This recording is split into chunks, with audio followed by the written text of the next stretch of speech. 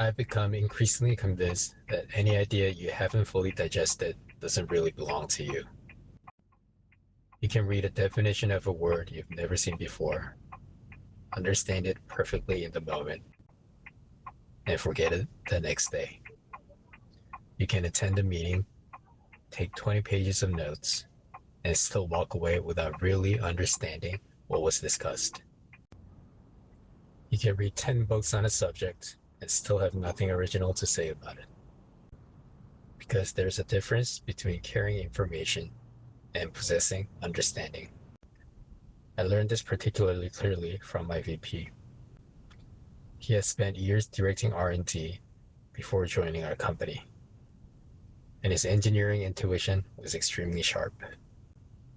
We could present him with a set of results, and within seconds, he'd point out a missing piece or an assumption that didn't make sense. When I first started working with him, I was often overwhelmed by how quickly he moved through the material. My job would be to take his comments and pass them down to the individual contributors. But that was never enough.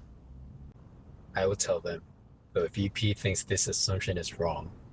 The VP wants you to look at this more closely. The VP says we need to do this. And inevitably, I would get questions. Why? Why is the assumption wrong? What exactly is missing? Why does this recommendation follow from the results? I wasn't always able to answer. I had the information. I did not yet have the understanding. Eventually, I realized I had to stop being a messenger. After each discussion, I would sit down with the material and go through the VP's comments myself. Was he actually right on every point? What was the underlying assumption? What did the results actually tell us? How did his conclusion follow from the evidence? Sometimes I would challenge his thinking in my own head before ultimately arriving at the same conclusion.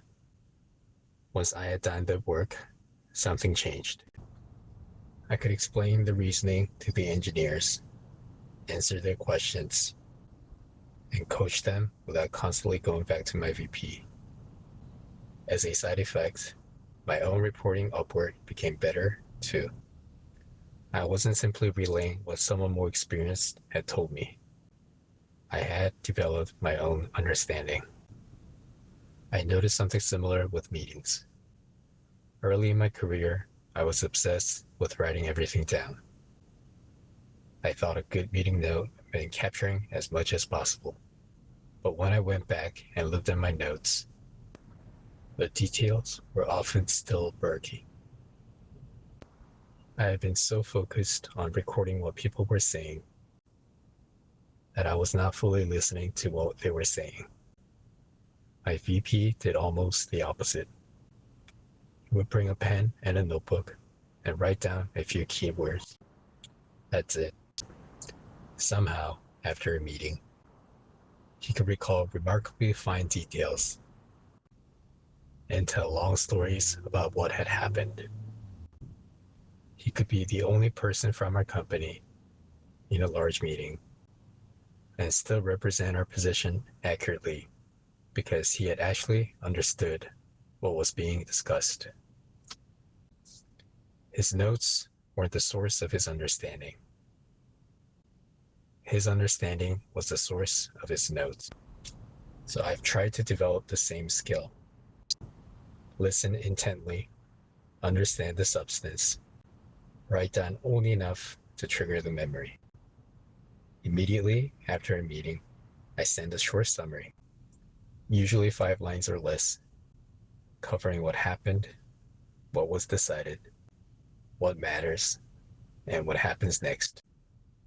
This is also why I've become skeptical of simply accumulating information. In knowledge work, regurgitating other people's thinking has diminishing value. If I attend a meeting and simply repeat what everyone else said, what did I really add? If I read a book and can only repeat the author's conclusions, I'm still carrying someone else's thinking. Increasingly, that's something machines can do extremely well. AI can retrieve information, summarize thousands of documents, and answer questions based on what other people have already written. The harder thing to replace is judgment. What do you believe? What have you learned from actually doing the work? What did you notice that wasn't obvious? Where do you disagree with conventional wisdom? What should someone actually do? These things come from experience, reflection, and forming your own view. There's a scene in Good Will Hunting where he challenges someone else. Were you going to plagiarize the whole thing for us? Do you have any thoughts of your own on this matter? It's funny because it's an extreme version of a very real problem. You can sound intelligent while saying almost nothing that is actually yours. Korean author Che Na makes a similar point about people becoming commodities when they don't possess a distinctive value of their own. Donald Trump, in Think Like a Champion, puts it more simply. You have to know the details yourself. Secondhand information will always be secondhand. I've come to think that the goal of reading isn't to accumulate things I can quote. The goal is to encounter an idea, test it against reality, connect it to my own experience, disagree where necessary, and eventually turn it into something I can use. That's when information becomes knowledge. Eventually, if you do that enough times, it becomes judgment. So I don't want to be the person who knows what everyone else thinks. I want to be the person who has thought about it himself. Because in a world where information is increasingly cheap and instantly accessible, having access to the answer isn't particularly scarce. Having a well-developed reason for what you believe and being able to explain what you've learned from experience is.